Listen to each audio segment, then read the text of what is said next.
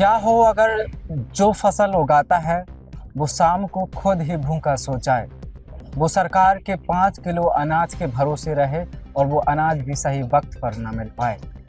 ऐसे ही हालात आज हमारे देश के किसानों की बनी हुई है। कहने को तो आज हम आधुनिकता की दौड़ में दौड़ रहे हैं, जहां आपके पास एआई से लेस बहुत सारे संसाधन हैं, टेक्नोलॉजी है और किसानों को आईएमडी से लेकर अन्य विभाग समय समय पर जानकारी देते रहते हैं कि कब बारिश होनी है और कब कौन सा मौसम बदलेगा।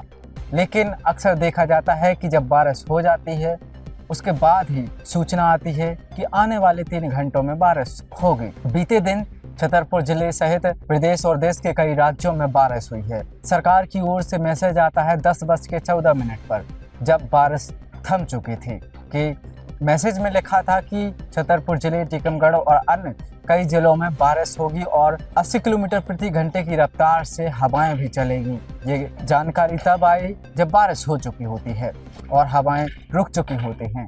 तो यहाँ हमें प्रशासन का जो डिजास्टर मैनेजमेंट सिस्टम होता है उसकी फेलियर नज़र आती है कि कहीं ना कहीं ये सिस्टम काफ़ी देरी से चल रहा है, जिसमें सुधार की आवश्यकता है।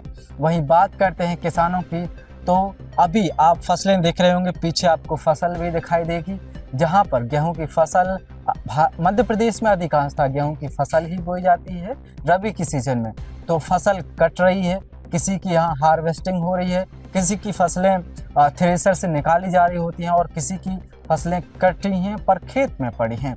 ऐसे में बारिश का होना और फसलों का भीग जाना, इसमें गेहूं का सड़ना एक बहुत बड़ी समस्या बन जाती है किसानों के लिए। लेकिन अब तीसरी बात आ जाती है फिर प्रशासन की, जहां प्रशासन मदद करता है ऐसे किसानों की जिनको नुकसान होता है।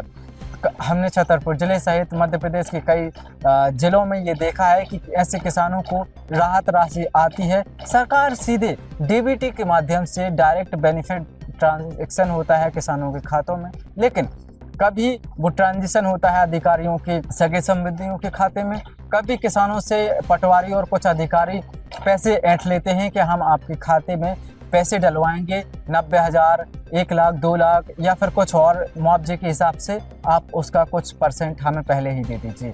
हाल ही में हमें छतरपुर जिले में भी ऐसा मामला देखने को मिला, वो भी कलेक्ट्रेट कार्यालय में।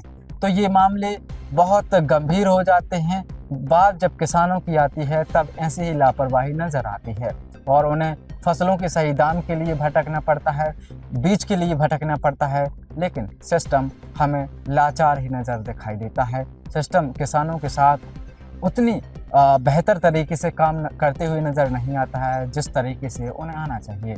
और समाज में ये भी देखने को मिलता है कि जब किसान सब्जी बेचने आता है तो उससे हम कीमतें कम करवा लेते हैं अपने हिसाब से, अक्सर कि 2-4 रुपए कम कर लीजिए, और करनी भी पड़ती है, किसान कर भी लेते हैं। लेकिन जब बात आती है मॉल की, बड़ी बड़ी दुकानों की, तब वहाँ हम कुछ भी नहीं बोल पाते हैं क्योंकि उनके दाम फिक्स होते हैं।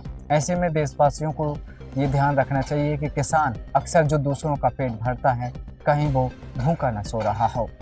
ये समस्या है, एक तरफ मौसम की मार है तो दूसरी तरफ प्रशासन और लोग अगर किसानों को सही न्याय नहीं दे पाते हैं तो वो भी किसानों के लिए दिक्कत खड़ी हो जाती है। आप देखते रहिए खबर समय पर। धन्यवाद।